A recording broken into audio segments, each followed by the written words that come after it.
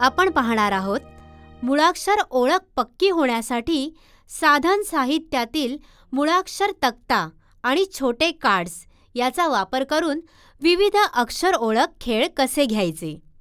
नमस्ते। आज आपण डोअरस्टेप प्रकाशित साधन बॅग मधील मुळाक्षर चार्ट व भेळ हे साधन पाहणार आहोत। या साधनामध्ये हा एक मुळाक्षरांचा चार्ट आहे आणि त्यासोबत असे कटिंग केलेली मुळाक्षरे आहेत। याचा वापर करून आपण वेगवेगळे खेळ कसे घेणार आहोत ते पाहणार आहोत।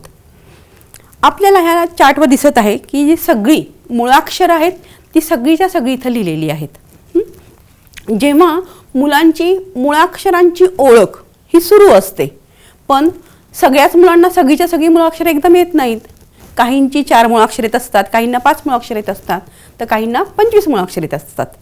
मग त्या सगळ्याच्या सगळ्या मुलांचा सहभाग घेऊन आपण या साधन साहित्यामधील खेळ हे खेळू शकतो। मग हे या खेळाद्वारे मुलांचं काय होणार आहे तर दृढीकरण होणार आहे, त्यांचा जास्तीचा सराव होणार आहे। आणि आपण असं म्हणतोच ना की मुलांचं शिक्षण हे हसत खेळत व्हायला पाहिजे, त्यांना कंटाळवाणं वाटलं नाही पाहिजे, रटाळवाणं नाही वाटलं पाहिजे, म्हणून हे वेगवेगळे खेळ मुलांसोबत कसे घेणार आहोत ते आपण पाहूयात। आता हा जो चार्ट आहे त्या चार्टवर की नाही सगळीच्या सगळी मुळाक्षरे आहेत। मग हा चार्ट आणि हे जे कट केलेली अक्षर आहेत त्याचा वापर करून आपण मुलांसोबत खेळ घेणार आहोत। आता जी मुलं आहेत त्या मुलांची ही अक्षरं बऱ्यापैकी झालेली आहेत। मग गटामध्ये मुलांना एक 4 मुलांचा गट करून आपण त्यांना हे साधन साहित्य दिलं आणि त्यांना हे अक्षरं दिली। मग त्या मुलांना आपण असं सांगू शकतो की इथं जी अक्षरं ठेवलेली आहेत ती अक्षरं ह्या चार्टवर तू लावायची आहेत। जसं तुला अक्षर सापडेल तसं तू ते वाचायचंय आणि ते हे चार्टवर ठेवायचंय। मग मूल काय करणार आहे तर हे कार्ड जो हा चार्ट आहे ते बघणार आहे आणि ह्यातलं कोणतंही अक्षर उचलणार आहे। आता समजा मी हे अक्षर घेतलं व, हा काय आहे बरं तर व। मग हा व या चार्टवर तुला कुठं दिसतोय हे पाहायचंय आणि मुलांनी तिथं जोडी लावायची आहे।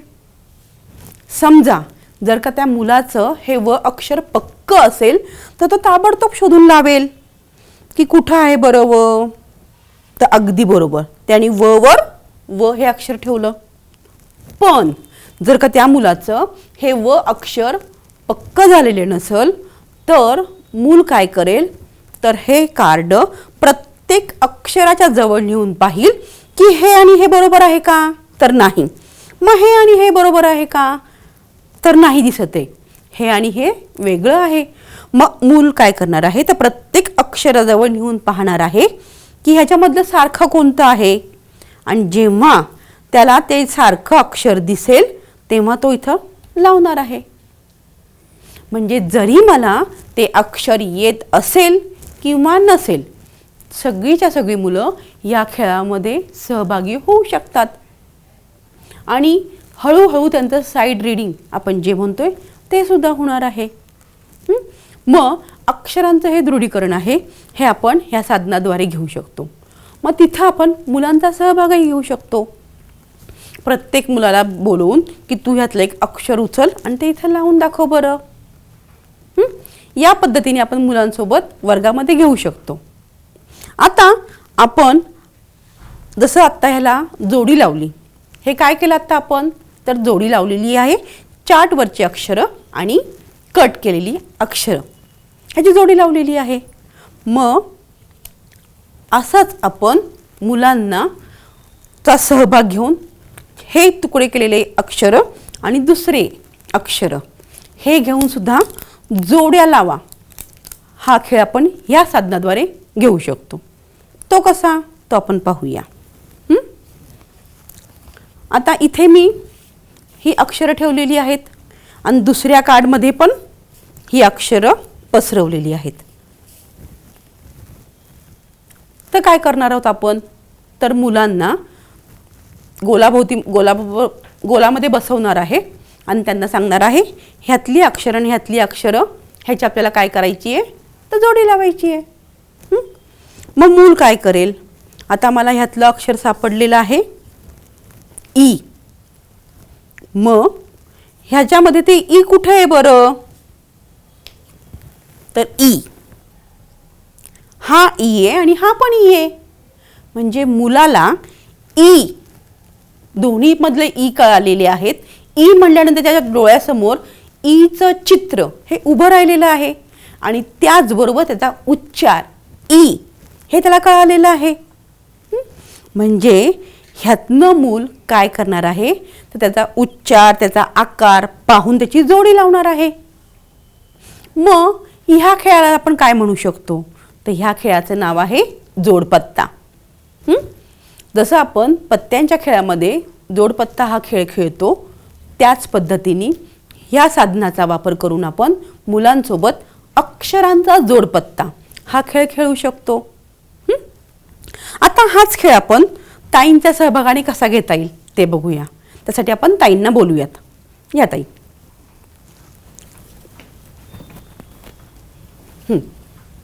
आता आपण काय करणार आहोत? जसं आता आपण ऐकलंच आहे की मुलांनी काय करायचं आहे. ही एक कट केलेली अक्षरं आहेत आणि इथे पण कट केलेली अक्षरं आहेत. आता ह्यापैकी तुम्ही जसं इथं तुम्हाला दिसतंय ई आणि ई याची मी जोडी लावलेली आहे. बरोबर. मग तसंच तुम्ही दोन अक्षरांची जोडी लावून पाहता का बरं? हो.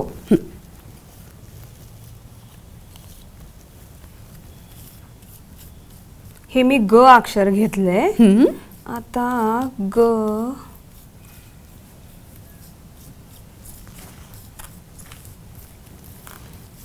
बघा बरं कुठं सापडतोय ग?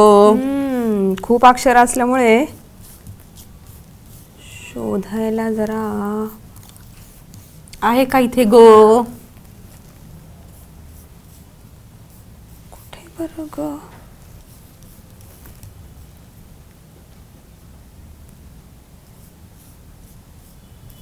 मी दुसरं अक्षर घेऊ का? नाही सापडते का? बरं घ्या बरं, तुम्हाला जे अक्षर नाहीये सापडेल मला. ते.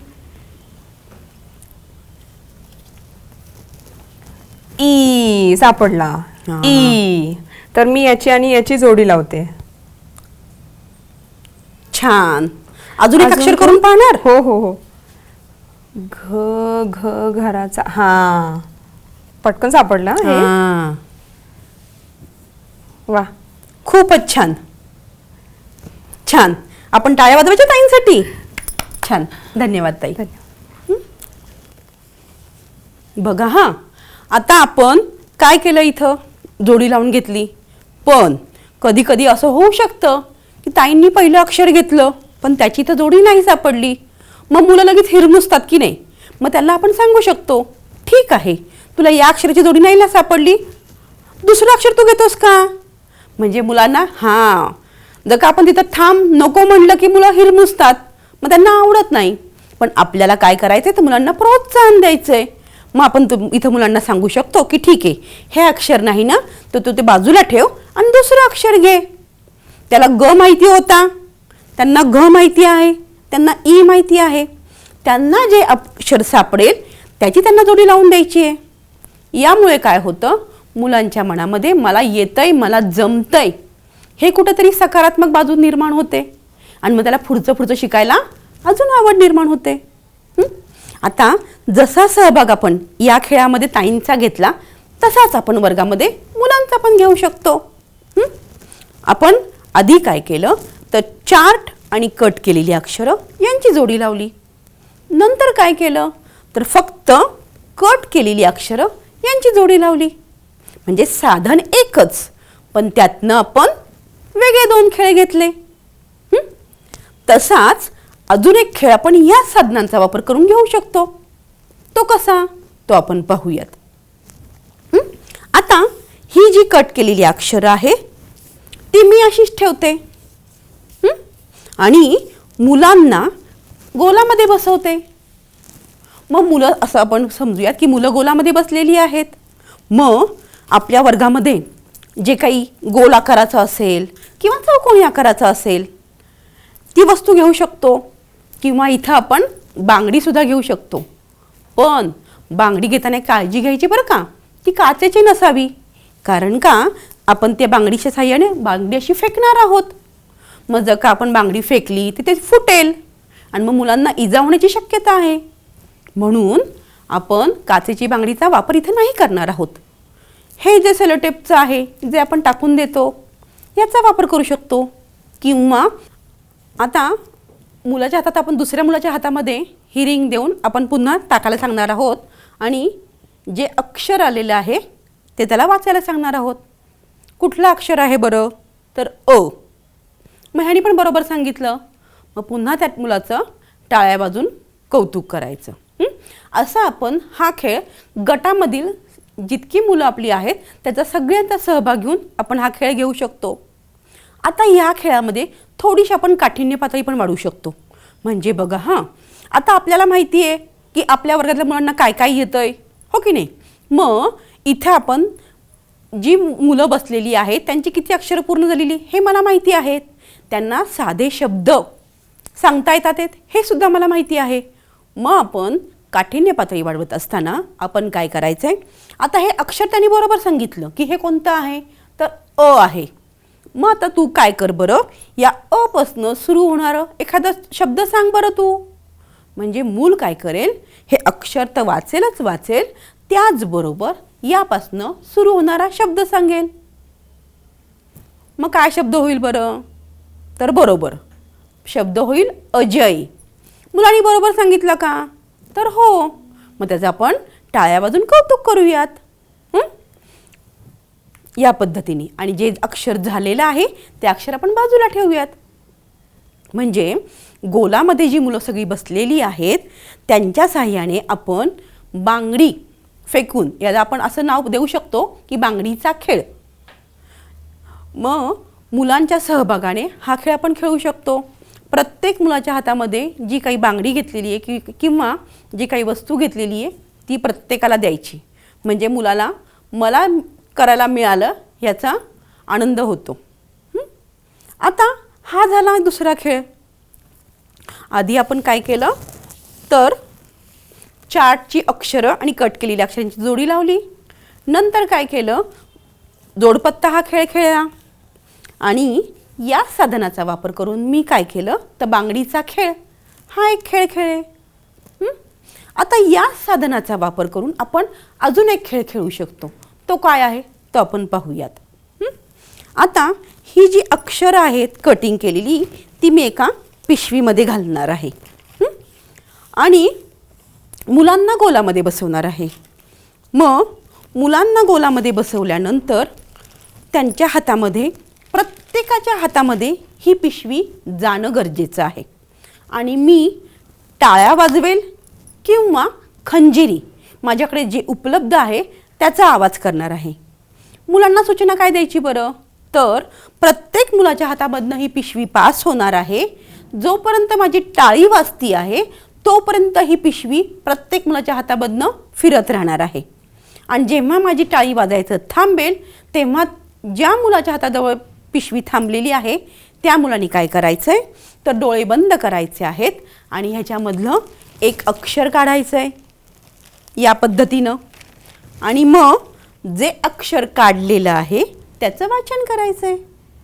मग आता कोणतं अक्षर काढलं आहे बरं मी, तर अगदी बरोबर हे आहे प. मग आता हा प ओळखला, मग हा प मी बाजूला ठेवला, त्याला म्हटलं मी छान. पुन्हा हीच कृती करायची आपल्याला. मी टाळ्या वाजवणार आहे तोपर्यंत ही मुलांच्या हातामधनं पिशवी पास होणार आहे. माझी टाळी थांबली की जिथं ज्या मुलाच्या हातामध्ये आहे त्याने डोळे बंद करायचेत आणि त्यातलं पुन्हा एक अक्षर काढायचं आहे. या पद्धतीने आपण पासिंग द पार्सल हा खेळ घेऊ शकतो.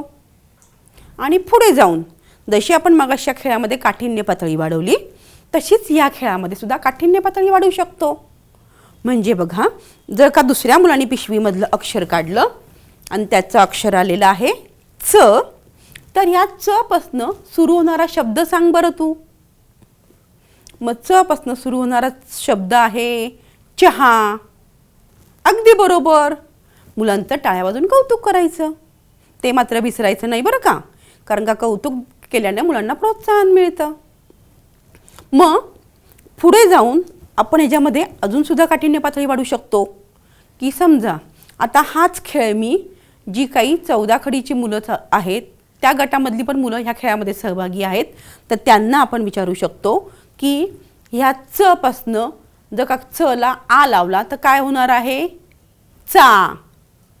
म्हणजे मुलांना आपण काठिण्य पातळी वाढल्यानंतर सुद्धा असे वेगवेगळे खेळ मुलांसोबत घेऊ शकतो.